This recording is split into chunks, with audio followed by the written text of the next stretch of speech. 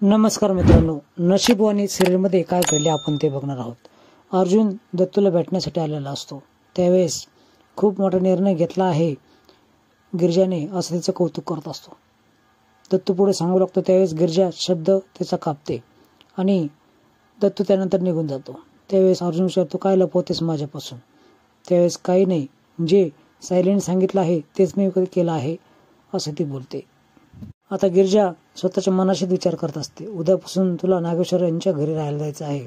तिथे काय होईल याचा काहीच अंदाज नाही, पण जे होईल त्यासाठी धीराने पुढे जायचं आहे. इकडे उर्वशीकडे प्रिया येते आणि तुमचं काम झालंच समजा, तुम्ही लवकर बाहेर पडाल कारण आपल्याला टॉपचा वकील भेटला आहे असं ती बोलते. एक फोन केला तर लगेचच आलीस माझ्या मदतीला असं उर्वशी बोलते.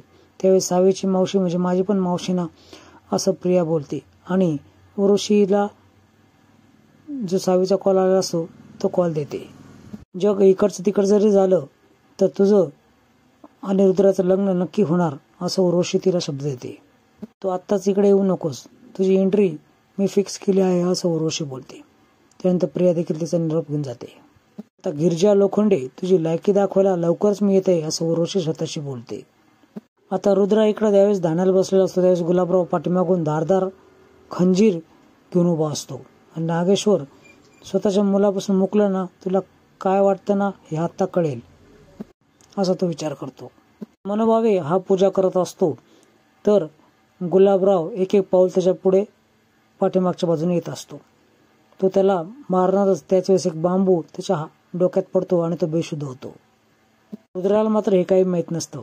तो त्याला वाचवण्याचा प्रयत्न करतो, शुद्धीवर आणण्याचा प्रयत्न करतो. गुलाबराव झोपेमध्येच अर्थातच शुद्ध नसलेल्या अवस्थेमध्येच नागेश असं बोलत असतो. तू माझ्यावर आरोप घेतला खुनाचा असं बोलत असतो. तर विचारण्याचा प्रयत्न करतो पण त्याचं बोलणं काय त्याला कळत नसतं. काय होतंय का तुम्हाला, काय त्रास होतोय का असं तो विचारत असतो. इकडे गिरिजा, तिचे बाबा आणि मोनू आजचा दिवस खूप आनंदात घालायचा विचार करतात कारण उद्या गिरिजाला नागेश्वरच्या घरी जायचं असतं.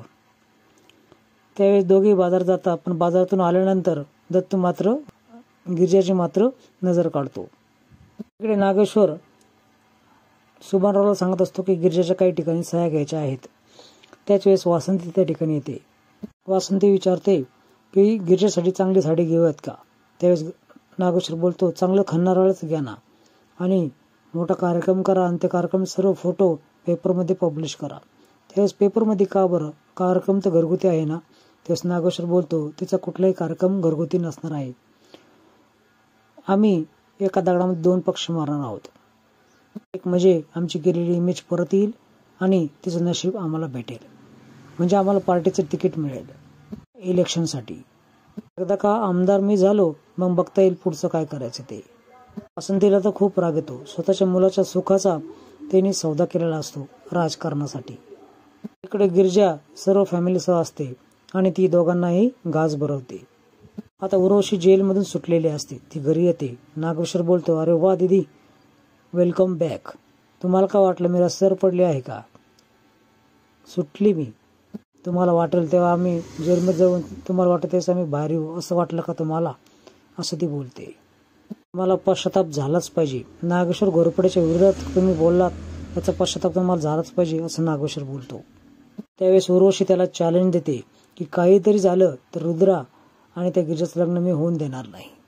नागेश्वर भयानक चिडतो आणि जवळ असलेला लाकूड घेऊन तिच्या दिशेने मारू लागतो. मारा ना, प्रभासला तुम्ही असंच मारलं होतं ना असं ती बोलते.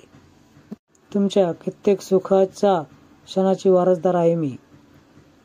बघितलं आहेत मी, तरी मी पोलिसांपाशी काही बोलले नाही असं ती बोलते. आबासाहेब, तुम्ही किती जरी ठरवलं ना तर या घरची सून गिरिजा नाही, मी ठरवलेली मुलगीच असणार. उर्वशी त्या ठिकाणून निघून जाते. सर्वांच्या पापांमध्ये साथ देणारे दोघं बहीण भावंड असे भांडतायत हे बघून हिला जरा विचित्र वाटतं. आता गिरिजा ज्यावेळेस रात्र होते त्यावेळेस दत्तूला आणि मोनूला मांडीवर घेऊन झोपी लावते. मोनू त्यावेळेस विचारतो, तू पुन्हा कधी इथे येणार नाहीस का? त्यावेळेस गिरिजा बोलते की तू येशील तिकडे, देवे आहे तुमची काळजी घ्यायला असं ती बोलते. तर दत्तू मात्र रडकुंडे आलेला असतो. त्याला मागचा क्षण आठवतो. प्रभासने ज्यावेळेस ती छोटी मुलगी 25 वर्षापूर्वी दिलेली असती, तिचा स्वतःच्या मुलीसारखा सांभाळ कर असं सांगितलेलं असतं. तिला सर्व सत्य सांगून टाकावं का असा तो विचार करतो, पण तरी शांत बसतो. पुढील भाग खूप रंजक असणार आहे. नक्की बघा. या भागामध्ये तुम्हाला बघायला मिळेल की गिरिजा नागेश्वरच्या घरी जाते. दत्तू देखील प्रभासपाशी जातो. प्रभासशी गप्पा मारतो आणि त्याला सांगून टाकतो की गिरिजा हीच 25 वर्षापूर्वी दिलेली ती मुलगी आहे. आणि त्या नागेश्वरच्या हातातलं एक घुंगरू देखील त्यांनी जपून ठेवलं असतं. ते घुंगरू तो दाखवतो. खरं तर प्रभास नाटकच करत असतो की तो कोमात आहे.